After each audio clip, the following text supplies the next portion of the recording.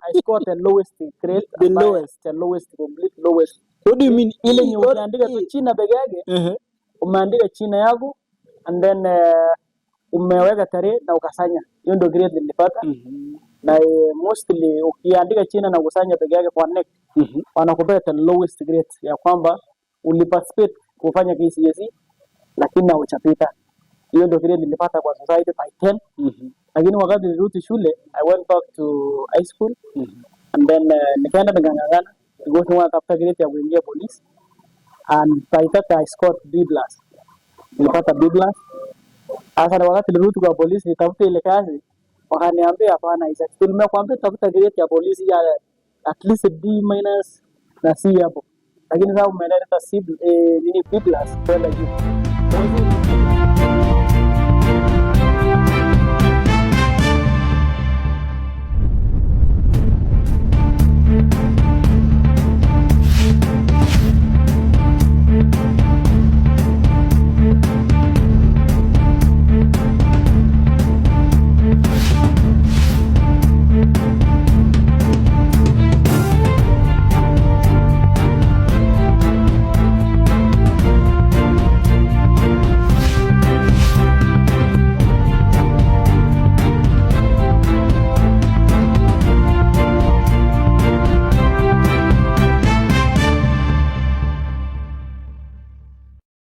Amazing wadau, this is Tamo GTV na tuko hapa live Al Ramal Plaza in G Town, tuko GCT na tuko live.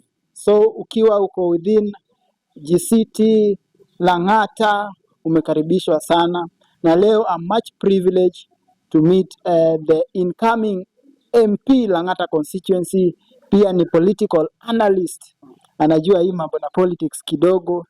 Naweza sema ni passion, si ndio? Yeah. Ni passion, anajua mambo na politics, na leo tumekutana na yeye hapa tuambie kwa nini anajiita game changer na kwa nini anaona ni yeye ndo anaweza change hii game ya Lang'ata constituency, na kwa nini ameenda tu Lang'ata. Na Kenya ni kubwa by the way, mheshimiwa. Kwa nini umekuja Lang'ata? Karibu sana mheshimiwa, utatuambia majina zako pale ndio tuweze kuendelea. Asante sana. Yes. Thank you so much. Mimi naitwa Isaac Brono Rotich. Wengine wananiita game changer kwa sababu mimi nasema service to the people. Yes. Kwanza kabisa nataka niseme hivi, chenye imenileta Lang'ata, Lang'ata niko na historia na mimi kama mwenyeji. Na despite hapo ningekwaliwa pia kuwa rais, lakini because ya udogo yangu lazima nianze na ile ratili ambayo nimechipima na tosha. Na nimeangalia sana ile shule imetuprepare tukiwa young people. Tuliambiwa na wazazi wetu let's go to mwende kwa good school, mwende mpate good grades. Sasa tumekuwa prepared to society. We want to give back to society. Na mimi nikaangalia kwamba vijana wengi sana watu wana language in poverty, yet wamesoma, wamehitimu. Mimi nikasema kama kijana ni nini hasa exist kwa Lang'ata, nikaangalia kuna a lot of opportunities. Na sisi kama vijana ambao ni viongozi, ni nini hasa tunaweza fanya? Hatupaswi kungoja tu. Fatale tuende pale, tutengeneze ajira kwa wenzetu na tushikane mkono pamoja. We want to prosper together. Hatutaka kuona watu wachache peke yake ndio wana prosper na wengi wana language in poverty. No. Ndio. Wow, amazing. Na mheshimiwa uko na capacity sana. And I normally call you a go-getter. Thank you. Because I've seen your capacity. I've did a follow-up. And maybe when you talk about the education by the in Lang'ata, Yes. I don't know, can you share with us maybe your level of education, because you are much brilliant by the way. Thank you. Siwezi sema sana I am much educated, but Yes. I can tell you I have enough education because mimi nilifanya bachelor degree from University of Nairobi. And before niende pale sikuwa na ndoto ya kusoma. Hapo mwanzo let me say this, by the time nilimaliza form 4 ya kwanza I scored lowest grades, not because nilikuwa mbavu shuleni ama nilikuwa mjinga shuleni, kwa sababu nilikuwa na lack mambo ya school fees, chakula, hiyo capacity ya parent support. Lakini all in all nilikuja nikatafuta makazi ndogo ndogo ya mkono. Nimekuwa watchman. Umekuwa watchman? Yes, I have done job ya watchman. Nimefanya usiku na mchana. Na wewe ama brother yako? Mimi mwenyewe nimekuwa security officer. Ya nimefanya kwa kampuni inaitwa KK hapa Nairobi. Hapa Nairobi tu. Nyingine naitwa Lavington Security Company. na nimefanya na nyingine inaitwa Intercity Security Company na Nairobi Water and Sewerage Company. Mostly nilikuwa nafanya usiku because mchana nilikuwa nafanya car wash. And then kutoka hapo sasa kuna mtu nilipatana naye akaniambia sasa watu hapa hiyo opportunity ya kuingia KDF ama police force. But because niliona ni opportunity na niliona nateseka kama kijana. Nilisema singaachilia. But because my grade ni support, I had to go back to high school. Niende nitafute grade nzuri. Ya kukucha sasa niingie police. Kwa hivyo ulirudia form 4? Yes, nilirudia form 4 after kukaa nje. First grade ulipata grade gani? The first grade I don't want to mention well, but I scored the lowest grade. The lowest, complete lowest. What do you mean? Ile yenye ukiandika tu china peke yake, umeandika china yako and then umeweka tarehe na ukasanya. Hiyo ndio grade nilipata. Na mostly ukiandika china na kusanya peke yake kwa NEC, wanakupea the lowest grade ya kwamba uliparticipate kufanya KCSE lakini hauchapita. Hiyo ndio grade nilipata kwa society by 10. Lakini wakati nilirudi shule, I went back to high school and then nikaenda nikang'ang'ana because nilikuwa natafuta grade ya kuingia police and by that I scored B+. Nilipata B+. Sasa wakati nilirudi kwa police nitafuta ile kazi, wakaniambia hapana Isaac, tulimekuambia tafuta grade ya police ya at least D- na C hapo. Lakini sasa umeleta B+ kwenda juu. Kwa hivyo ulipita sana. Nilipita ile kiwango walikuwa wanasema walikuwa wanatarajia. Sasa wakaniambia you have two options. Either nitafute cadet ama la sivyo niende college ama university. But because bila wanataka nishike bunduki, nikaamua ni apply cadet like 5 times. But sikupata. Yote iliuma nje. Nikatafuta watu ile wanasema tafuta potpata. Kwa hivyo nini? Polisi walikuwa wanataka ukuwe na grade gani? Kwa ile grade ni walikuwa wanataka D+ na C- hapo. Oh, D+. Na C-. Lakini haikuweza. Wewe sasa ulienda juu sana. Nilienda juu sana. Na mheshimiwa ni kama ulienda ukafocus. Nilienda ng'ang'ana, unajua kama maipitia maisha, kongwa na maisha hapa nje. Utachoka nini? Unatafuta nini? Ukipewa opportunity kama ungeachilia. Ungeamua tufunge roho moja, uamue once for you to survive forever. Hiyo ndio vitu mimi nilijiambia as a young person. Afadhali niende once na nipaatike niishi maisha mema baadaye. Lakini nilijaribu hata vile mtu aliniambia enda hivyo. Nikaangu hiyo create hiyo ndio nilipeleka university by the way. Because wakati nilifail kupata cadet, I had to apply courses ya university. Na nikapaatika kwenda chuo kikuu cha Nairobi, University of Nairobi. Na nikaenda kufanya degree for Bachelor of Arts, Psychology and Political Science. Na nimaliza pata ya 4 years. After 4 years, in 2017 nikamaliza 2022. Yeah. Wow. Amazing. What a good progress. Thank you so much.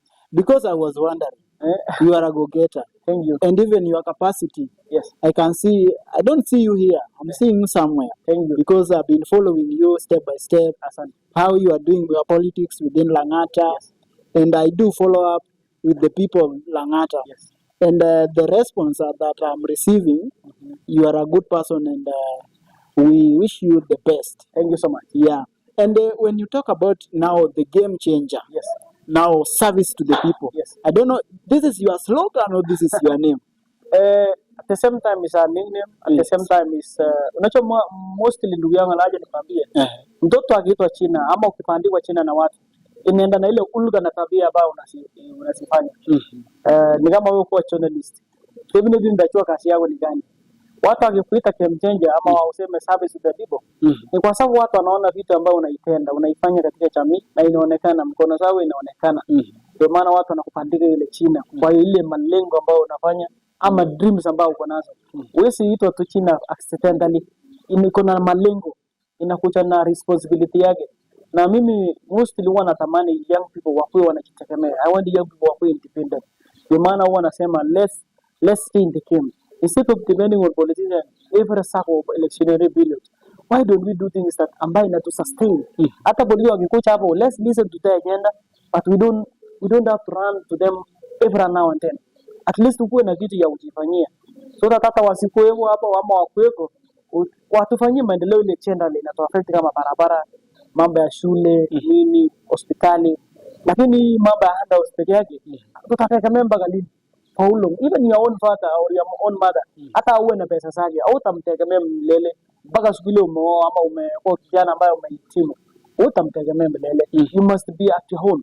Lazima ujisimamie, ukuwe umejifanyia vitu ambaye hata in absence yake at least unaweza kufanyia ukiendelesha kimaisha. Hiyo ndio vision yangu. Ndio maana wanaambia vijana, let's change the game.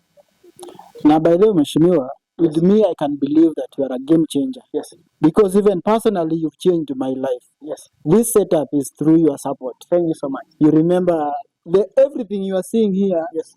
It is through you. Thank So you. I believe you are a game changer. Yes. And use yourself. Do you believe that you are a game changer? Yes, I am, because if I see you, wewe ulisema kama journalist, umesomea hiyo utaalamu, Yes. na wewe ukasema hauna hiyo materials, and then to me nikaona ya kwamba if I can support you, Yes. a little that I can do, then inakuwa better, because that is how we can raise each other in society. Tukishikamana, unisaidia ile kidogo niko nayo, now you are interviewing me, you are giving me a free platform.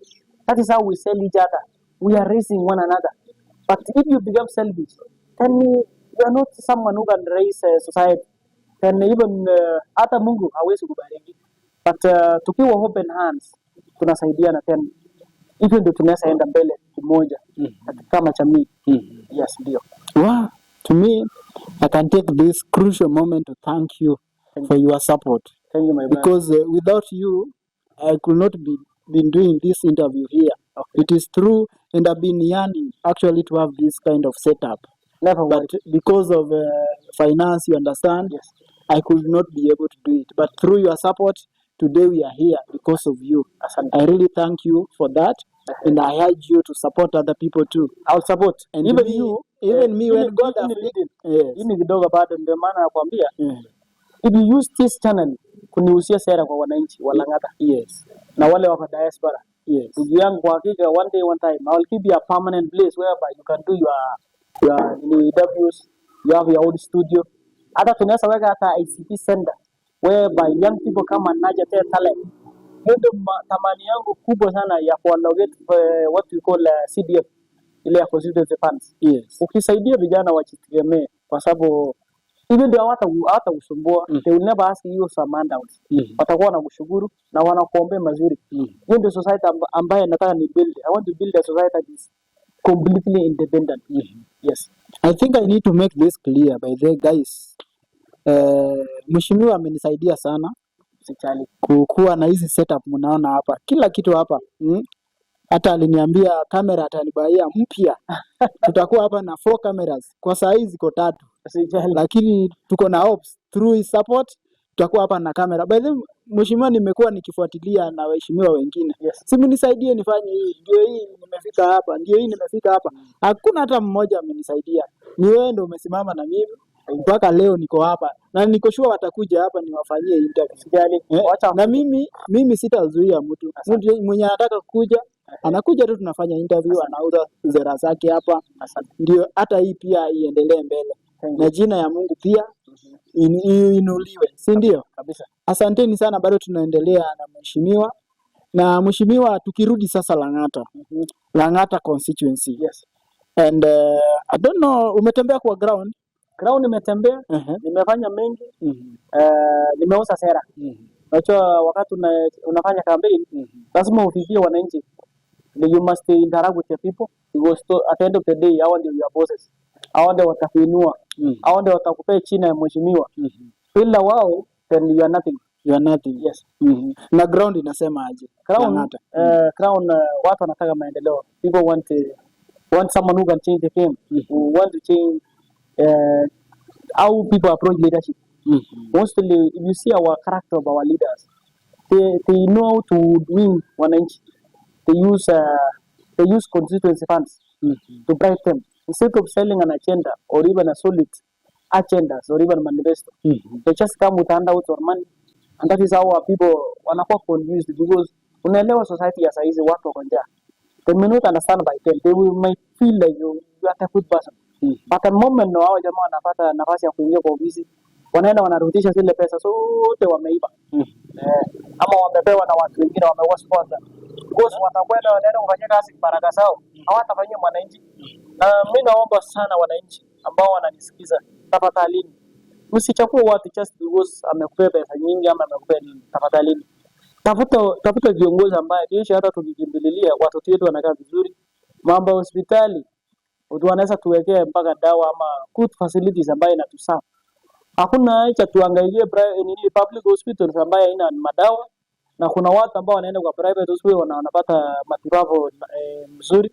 And then sisi watu ambao ni hai ama wanasema walala hoi wale maskini hawana chochote, maskini holela. Sasa unakuta sisi tunasaba sana. Je, tuliwapatia nafasi ya jamaa? Ukiangalia vizuri sana ndugu yangu, ukifanya research, angalia mtu kama Ndindi Mabarasa ametumia constituency funds well. Angalia mtu kama Ndindi Nyoro ametumia pesa vizuri. Kuna jamaa fulani Tayenge STMB alikuwa anaitwa Paul Mweriki. Hata Salasia nimesikia. Nani hiyo? Salasia. Yeah, even Peter Salasia. Hao jamaa ametumia pesa vizuri. Nao jamaa ukifuatilia vizuri sana walichakuliwa bila kupeana handouts. Na ndio maana wanarudisha mgono kulingana vile wananchi waliwaweka pale. Lakini mtu yeyote ambaye aliingia kwa ile ofisi kwa kutumia pesa, utawahi pata akiwasafu vizuri because atakuwa anatenga zile pesa akiwalipa makibaraka zake. Lakini ule mtu mwenye alienda huko bila hata kupeana chochote, anaenda anarudisha mgono because ana madeni, ana deni ya mtu yeyote, deni yake ni mwananchi pekee yake. Lakini sasa makosa ni hivi, tukichukua viongozi wale ambao wanatupatia pesa nyingi na hatujiulizi hii pesa inatoka wapi, na wakati wa election ndio wanapatikana. Mbona saa ile election imeisha hawapatikani na hizo pesa? Why? Mjiulize hiyo swali. Na ndio maana mimi nasema let's change the game. It is time to change the game. It is time for paradigm shift. Asante sana. Wow, amazing. So it is time to change the game. And you are now the game changer. I am the game changer. And Mheshimiwa, you talk about the handouts. Do you believe in handouts? I don't believe based on the current situation. Based on the current situation, I can tell you, I can report to you ya kwamba wananchi wanapitia hali ngumu sana ya kimaisha. Watu hawana pesa, na wewe unaangalia Kenya yetu sasa hizi mambo ya bei ya mafuta imepanda. Hiyo inamaanisha wananchi wa kawaida pia wanaumia, hata fedha yake hawana, kwa sababu ukiangalia mostly wa Kenya ni very hardworking, lakini the government imefanya ikuwe ngumu. I don't know why, but tunataka viongozi ambao wana question the government, tunaitanga the day to day government. Yes. Wanafaa ku question because mbunge yote ambaye amechaguliwa kuingia bunge, kazi yake ni kudunga sheria na kufunja zile sheria ambaye haifaidi mwananchi. Na ndio maana nasema I want to become a game changer. I want to be elected. Niende pale at least ni challenge the system. Hiyo ndio mission yangu. Amazing. Yes. Na pia vile vile mheshimiwa, najua Lang'ata kuna the current MP. Yes. Na pia of course kuna competitors pale.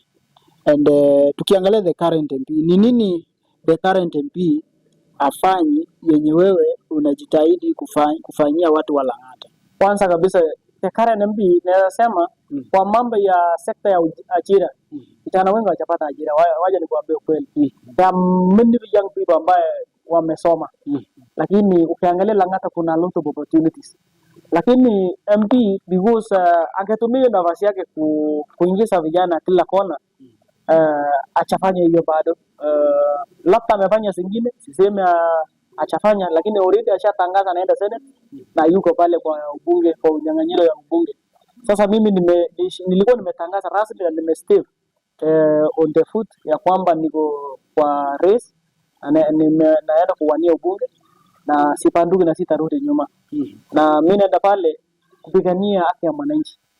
I want to do some things that I will serve the people so that they can feel that wamepata mbunge ambaye ni better than the others ambao wametangulia. Ndio. Amazing.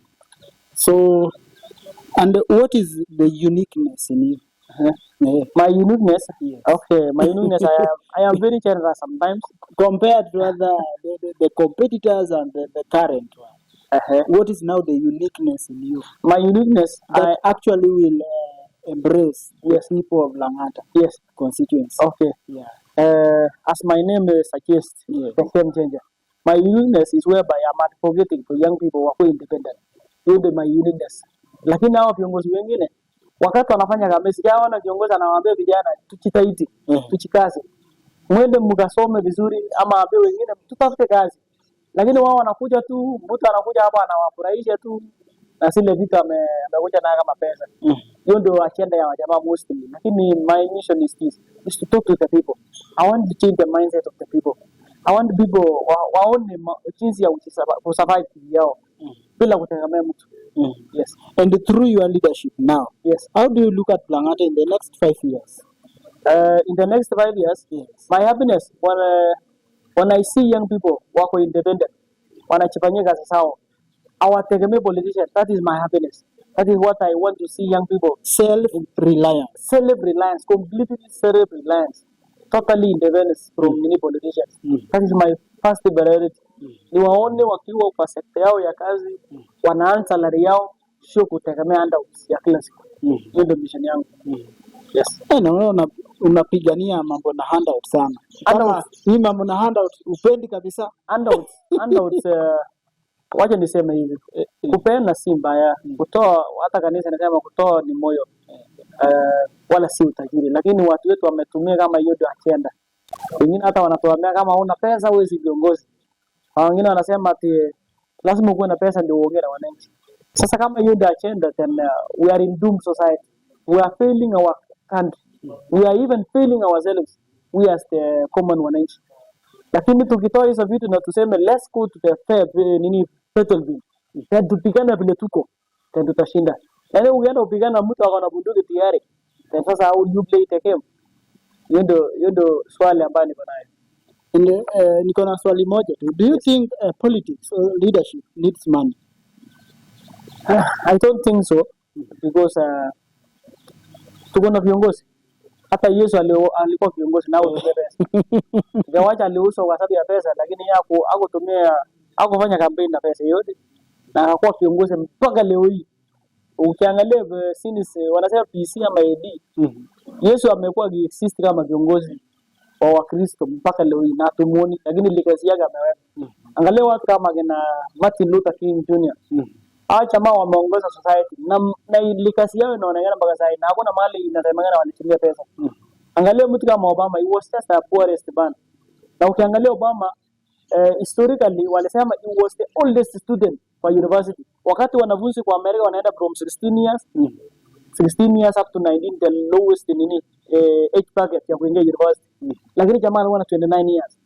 Na associate lecturer wake alikuwa Michelle Obama by 10, School of Law.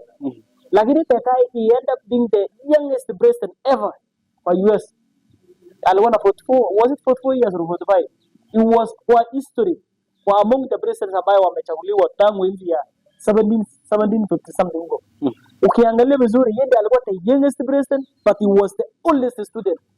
Umeona? Na ukiangalia vizuri wakati alimaliza university, wanasema graduates wake wote ma colleagues waliingia kwa corporate firms kubwa kwa sababu wasasi yao walikuwa godfathers. Waliwaingiza watoto wao kwa corporate firms. Jamaa akaenda fanya vitu ya community, hii ya community ya WhatsApp to community. Unaelewa ile kama ya WhatsApp chini na so. Jamaa kwa na mapato yote, hata sponsor hapo nazo. Lakini because Mungu alikuwa ameiteua yeye ya kwamba atakuja kuwa mtu, na ndio maana akapewa kuwa US president na hivyo ndio akakuwa president. Naamini with the challenges, hata kama hatuna pesa na watu wanaangalia pesa ndio kusema, lakini sasa waambie sisi tuko na friends. Kama wanaweza tafuta waseme ya kwamba kesho tunataka mtu akona degree, I have the capacity, I have the degree. Kama anatafuta mtu who is eloquent, yes I am eloquent, I believe so because I can communicate the way I'm communicating right now. Wakisema wanataka mtu ambaye ni sound mind, I believe I am sound mind, not a sound mind because I can express myself. And mimi naona 99% niko na qualification. Maybe the 1% hiyo wanasema lazima uwe billionaire ama uwe unatoka kwa familia ya tajiri. Mimi niko na 28 years right now. Nikiwaambia sasa hizi mtu kama mimi naweza toa wapi pesa ya kuwa billionaire ni sawa. Sasa hizi ni kuambia ndugu yangu, ndio brother ama wewe mwenyewe maybe